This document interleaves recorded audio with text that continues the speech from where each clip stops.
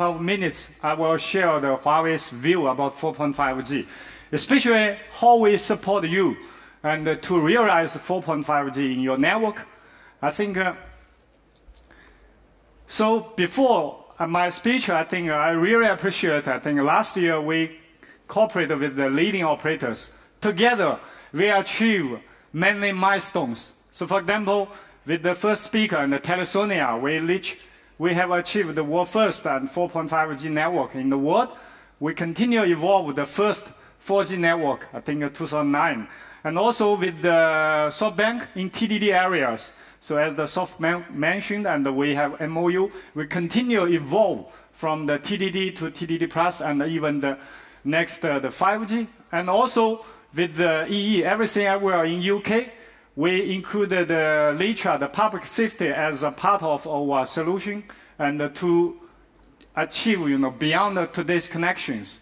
And also with the HKT, I think last year we have done a lot. So not only the VLLT, I think Henry did a good speech, I think. So not only about that, and also in terms of the 1 Gbps, we move forward a lot, I think, from the 450 Mbps to 1 Gbps. So last not least, and with Vodafone Spain, and Laurie already introduced. So here, I think not only the list here, and also we like to thank the operator in Kuwait, and also someone from the Korea and South Korea and LG Plus, and actually we achieve a lot as well. So, and at the beginning, I would like to, on behalf of Huawei, especially the LTE product line, and thanks all the partners. So last year together we achieved one more milestones. So before start, I would like to explain and from standard viewpoint and what's 4.5G. So actually, I think 2014 October, and we launched the concept of the 4.5G. So at that time, just a concept. So last year, Huawei worked with the partners. So we are very lucky and make agreement with all partners. So in October last year, and the industry, we come up with a common name, the LTE Advanced Pro as an official name of the 4.5G. So we believe after LTE Advanced, after 4G, we need technology evolutions. So especially after release 12, we need to continue to evolve technology from the release 13 and release 14, even release 15. So we think from the release 13 beyond, all of them, the new technology will be part of the 4.5G. Of course, I think we will bring some 5G technology into the 4G to be part of the 4.5G. So we think the 5G will do the 4.5G cannot do. The things, and if the 4.5G can do, I think not necessarily we introduce the 5G. Okay, so that's, I think, in the next couple of years. So we believe, especially from the Huawei perspective, and the next 5 years will be the golden time, I think, for the 4.5G. So we will continue to evolve from today's technology to the 4.5G. So, and in terms of 4.5G, I think in terms of the user experience, in terms of the, the explanation from Huawei, I think last year we worked with the many leading operators. We talk a lot about what's the meaning of the 4.5G. So in the end, we summarized that there are 3 categories, 3 directions. So the first one is the gigabps. So we'd like to evolve today's LTE Advanced network from the 150, 300 Mbps and 450 Mbps until 1 Gbps. So we need speed to support the 2K video, 4K video, even the virtual reality, such new application. The second one is the connections. So not only the people-to-people connections. So as the Vodafone mentioned, we need the machine-to-machine, and also, like EE mentioned, we need a critical mission-critical service as well to be, beyond today's connections. So on top of them, I think as an end user, we are mainly focused on the user experience. So today we are expecting, so not only the VoLTE, not only the video can reach the 4.0. So later I will explain what's the meaning of the 4.0. So next couple of minutes I will explain one by one from the gigabit per second, and experience 4.0 and the connection plus. So the first one is the gigabps. So as you know, and from 2G, 3G until the 4G and the 4.5G, so the speed will continue to evolve. So there are a number of technologies I think will support we migrate from the today's LTE network to the 1 gigabps. So first one is MIMO and carrier aggregations. So here not only the FDD with the FDD and FDD with the TDD and even the Wi-Fi. So all of them will carrier aggregation, to support the massive carrier aggregation. And the last one is 256 QM. So first of all, I would like to introduce the 4x4 MIMO technology. So according to our test with the leading operators, I just picked one of them. So within the 4x4 MIMO, compared with today's LTE FDD 2x2 MIMO, the capacity throughput can be 2 times, more or less 2 times. And also the coverage can be enhanced as well. So here I would like to introduce Huawei latest technology, especially from the hardware viewpoint. So this year we are launched the Giga Radio platform. So this Giga Radio platform will be part of our 4.5G strategy. And also, so not only the equipment and also from the ecosystem viewpoint. So we believe, I think this year the ecosystem of the 4x4 MIMO will taking off. So especially from the Huawei side, we will deliver the world first 4x4 MIMO CPE. Come to commercializations. So next, I would like to invite my colleague to show the latest product and the solution, and as a warm-up. So the right one, I think, so actually it's part of our Giga Radio solutions. So this one is support 4x4 MIMO. It's 12 liters. It's I think only 40 kilogram. So this one, I think, with the I would like to say so far it's the smallest in the world. So not only the paperwork, this one not the prototype, it's a real commercialized one. So we already shipped, we already delivered in a number of countries like Thailand, like Turkey, and also the Kuwait and also Saudi Arabia. Okay, so all the countries and this year we are ready to go. So means this prototype, this commercial product are able to support the Europe band and also the Latin American band. So this one, I think this year we expect we can at least globally we can ship 100,000 pieces in total. And the rest one is world first, I think, CPE. This one supports 4x4 MIMO. So especially we have the solution, we name it WTTX. So means the wireless like fiber to home, the wireless to home as well. Replace the existing, the fixed fiber. So this one, I think right now we are supporting all the Europe band already, like 800 and 1800, also 2.6 giga as well. So this one supports 300 megabps in downlink. So hopefully, I think by this kind of end-to-end solution, will extremely drive the 4x4 MIMO move forward, I think. So I think so this year, in general, we'd like to see it's a year of the 4x4 MIMO, because from the solution viewpoint, both the network side and also the ecosystem side, I think will be taking off. Also the smartphone, I think right now, I think we are testing with some of the manufacturers. Hopefully, I think you will see some of the smartphones are able to support 4x4 MIMO as well. Okay, so thanks. Okay. So next I will introduce, because today and some of the phone and still working on the 2 receiver instead of the 4 receiver. So we have one of the innovative solution. We name it enhanced MIMO. So as you know, so normally I think if the 4x4 4T4 are working on the 4x2 MIMO, so the gain looks like, for example, 10% until 20% compared with the 2x2 MIMO. So we have the one solution, package solution, we name it enhanced MIMO.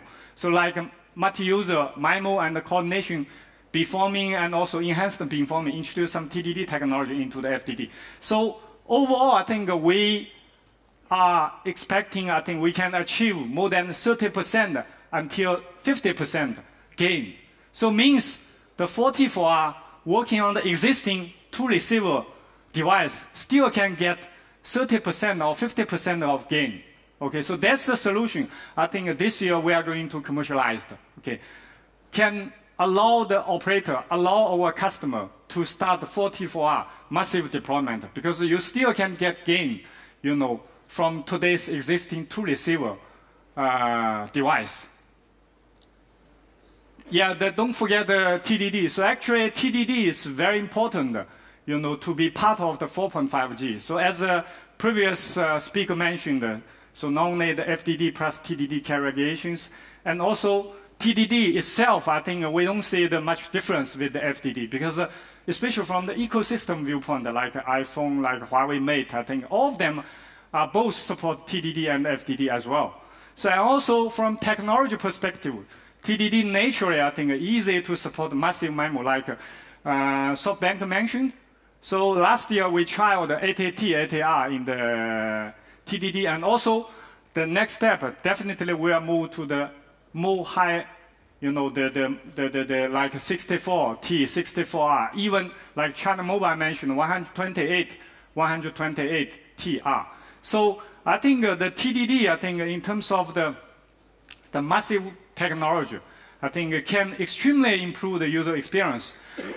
Also the good things, so this kind of technology evolutions can be supported by today's existing, the device. So that's an extremely good one, I think. And also, yeah, one more technology like SoftBank already introduced, the DMIMO. So last year, and we cooperate a lot with the SoftBank to try to, to bring new technology, the distributed MIMO, into their live network to further improve the user experience. So from the user-centric to the experience-centric. So we believe the TDD, I think, will play the important roles for the 4.5G evolutions. So that's all about the MIMO evolutions. So of course, I think the FDD part, we are started the massive MIMO as well. For example, in COVID, we started LTE ATR as well. So definitely, I think the FDD and the TDD sometimes is cooperate each other. Sometimes we are benchmark each other. So FDD can do, we will introduce the TDD. TDD can do, we will introduce the FDD. So both of them, we will, go ahead. So next one, we will talk about the carrier aggregations. So I'm not going to talk about FDD plus TDD and the Wi-Fi. So here I mainly introduce a number of the technology. We name it flexible carrier aggregations, so especially to allow the operator to enlarge your carrier aggregations areas to provide a better user experience. For example, here one of the solutions. So last year we have very successful delivery in the Hong Kong Telecom, the IP RAM-based carrier aggregations. Because in order to support inter-site carrier aggregations, so we have two technology. One is the cloud BB based, cloud RAM based. Second one is IP RAM based. So IP RAM based can easily to deploy. So this year we even, step further. So last year the backhaul, their limitation 4 milliseconds. Okay, that's a must-have. So this year we will, enlarge, the delay. We can support 8 milliseconds as well. So means in Europe, many networks are able to, based on the, the IP RAM, to provide an extremely good user experience. So the right one is, we name it just a name, I think, FastC is just a branding name. So we are coordinated with the device manufacturer, like Huawei and also the Apple, because when we move the carrier aggregations, the most important, the initial buffering time. So in order to fast, to start the carrier aggregations, especially, from today's 2cc or even later, the 3cc, we can shorten the initial buffering time, initial start time, within the 200 milliseconds. So all of them, I think these features will be available in our latest release. We name it eRAM 11.1, okay? So last but not least, I think, so previous we talk about 256 QAM, always we think will be only applicable in the small cell. So last year we have breakthrough. So we have one technology, overall we name it enhanced 256 QAM. So means we can enlarge the area 256 QM coverage, and also we can improve the throughput as well. So here I just pick up two technologies. One is we name it the breathing pilot, means the pilot signaling we can switch on, switch off, depending on the interference, in the network. And also we have one more innovation, we name it adaptive weight power control. So because 256 QM, so from the radio network, perspective, because they are come to more accurate. So we try to, the release, the overlap between 2 points. Okay, so we use the power control technologies, try to, raise the throughput, and also meanwhile we can enlarge the, the area we covered. So this kind of technology. So last year we already tried, pre-commercial in the Korea. I think so result is very excited. So you can see the left one, we pick up the result from the right network. So means, so no matter the throughput can be large, and also the coverage area can be bigger, from 10% until to the 40%.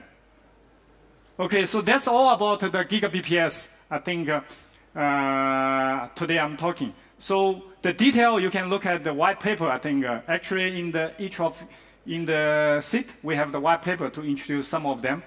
So next I'm moving to the experience 4.0. So this one I think last year we talked a lot because we need a way to measure the video quality. So we name it the VMOS. So like the voice, we have the mean opinion score. The video also, we have a similar one. The VMOS video mean opinion score. So actually, we cooperated with many, university and also some of the leading operators. So in the end, luckily in the end last year, the November, and we are approved by the ITU. So hopefully this year, I think the standardization will be finalized. So you can easily to distinguish what's the difference between the VMOS 2.0 and the VMOS 4.0. So that's just a concept, just a mechanism. So we already realized. So how can we use in our network, in our smartphone? So in general, this year we are ready to go in our 4.5G, the package. So here, look at the left. I think so actually in our smartphone, we already, develop an app. So both applicable on the iOS and also Android-based phones. So we name it the speed video. So easily you can think about it's similar with the speed test. Yeah, speed test, I think is very familiar, I think. And also, not only from device side and also from network side, this year we will integrate all the mechanism, all the algorithm into our chipset baseband and also our tools, the PIS. So based on the network test systems, so we think the VMOS score can automatically come up in your map. So you can look at the right one, I think. So all the VMOS score can automatic, to visible on your map, I think. So you can easily to see, if compared with the VMOS 4.0, where the gap, where you need to pay a specific attention to the video qualities. So that's all about the VMOS. So we are start from the concept to the delivery. Yeah, it's ready for deployment. And the second one, talk about the experience 4.0, mainly for the video, for the VoLTE 4.0. So actually, Henry from HKT talked more about that.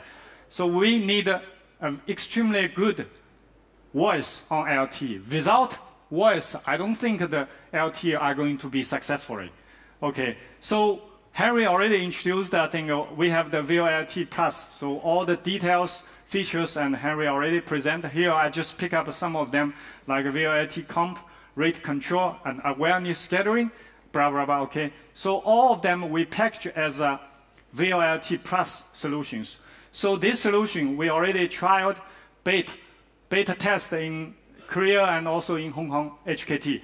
So seems the result is very excited. So for example, the call drop rate extremely improved. So you can imagine it's come to the 0.08% and also in the Hong Kong HKT. So by the VoLTE Plus solutions, so the most areas extremely improved. Yeah, 77% is improved. So that's all about the experience 4.0. So we will make great efforts on the video and also the VoLTE optimizations. So both of them, we have this year, we have the solution ready to go, okay? So last topic is Connection Plus.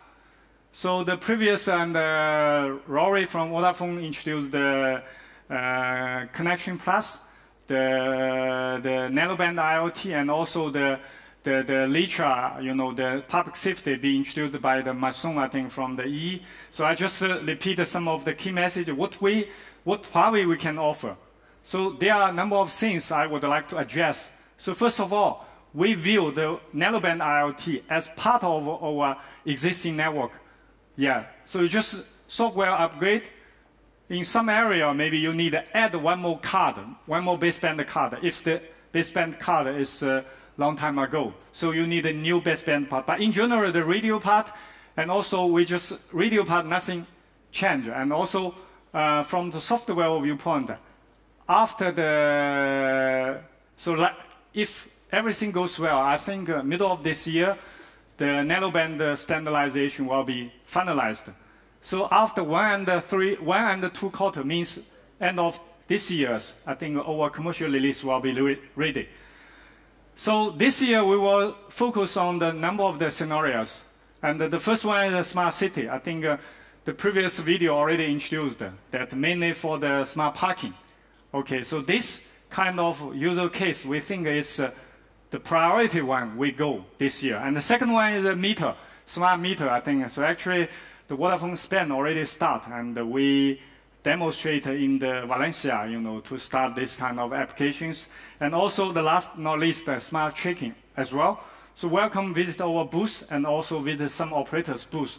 So all of them are available, from the network side and also from the ecosystem side. So we are ready to go for the narrowband IoT. So next is LTE. Okay, so actually just one key message. From the traditional, the Tetra is mainly push to talk. So we will evolve push to video. Okay, so this LTE, you can view LTE as a feature of the LTE. This one already standardized in the 3GPP. So mainly focus on the 4 areas like QoS management, connection management, and the congestion management. Of course, they will provide reliable voice service as well. So all of them, I think, will be the part of the existing LTE networks. Okay, and also we need, like the previous speaker mentioned, a very reliable network to support that. And the LTE also, right now, we have the ecosystem support. So no matter from device from Huawei and from the third parties, already have the device available. So I think this year, if you have the LTE live network be there, it's give us opportunity to develop the public safe service over the live network. Okay, so next I would like to invite my colleague, to demonstrate so what kind of features, what kind of functionalities the LTE can bring to us. So, and welcome Li Mingzi. Hello, everyone. Yeah, come to stage, I think. So I would like to show you what's a radio sharing based on the LTE solution. Hello, everyone. My name is Stephen Lee. Good afternoon. Today, I'm glad to introduce the LTE of the new service. But now, we want to live demo. Actually, we welcome my colleague who is the name of the Dusan. And Dusan is in Huawei exhibition hall of the Fila Barcelona. Hola. Hola. Hello. Mr. Dusan, this is Steven speaking.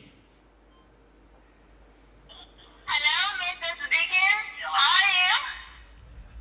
Fine. Would you please say hello for everyone and make of the live demo from the Huawei exhibition hall of the and Fila Barcelona, please? Sure.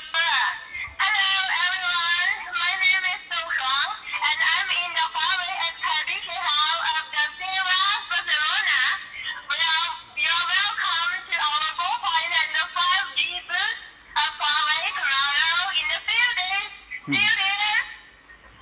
Okay, good. Thank you, Jason. So actually, this service based on live Vodafone Spain network. Yeah. So actually, it's based on the live network in Vodafone Spain. Okay. Sure. Yeah. Okay. So thanks, Steve. Thank you. So Mama. next one, I forget demonstrate one more the service. So please and Zhongqiu come to stage. So the previous, I think I would like to show you the video, the quality. We have the Wemos concept. So actually, as I mentioned, we integrated the speed video in the smartphone. So actually, you can download from the app. So this looks like a speed test. So I just make a demo. Start test. So actually, we will use the YouTube video as a source. So this video, so actually you can see the resolution is 1080p. So based on the network, the LTE network, the 4G network here, so let's have a look. What's the Wemos score we can achieve?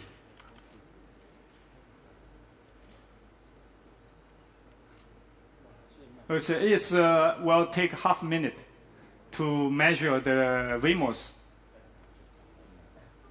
Okay, so I think it's 3.62. It's more or less okay. So also, you can view all the details about this. So for example, this is user experience. So for example, the storing time, the initial buffering time, and also the loading and the storing times. And also, you can see all the detail about the network performance. For example, the maximum download rate, average, and RTT time. And also, you see the video service location is Madrid. And also, you can see the bit rate and test time. All the details is here. So I believe by this kind of solutions can allow the operators, the industry, to measure the video quality. So this one not only from the device side, also as I mentioned, the network side this year, the Wemos concept, the Wemos mechanism already integrated into our ERAN 11.1. Okay, so thanks, Zhongqiu. So I think that's all about solution. I think the concept, so as I mentioned at the beginning, so this year we will, from the concept to the delivery. So means from the chipset side, we are ready.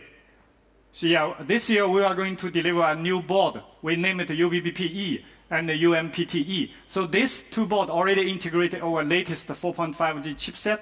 And also, as I mentioned, the Gigs radio platform are ready. So both the, for example, the radio RU and also the AAU, because we will integrate this RU into the active antenna as well. It's 44R based. And also, most important, the software package. This year, Q2, we are ready. So in general, we'd like to say Huawei itself, we are ready to go for the 4.5G. So means from the chipset, from the hardware, from the software, we are ready to go. So this year, we are expect globally, there are 60 networks are going to commercialize the 4.5G. Okay, so I hope all of you I think will be the part of them, join the 4.5G family. I think let the, the 4.5G, to start boom. Okay, so thanks and everyone. So that's Huawei's 4.5G. I think hopefully and you will be part of the 4.5G family. Join us. Thanks.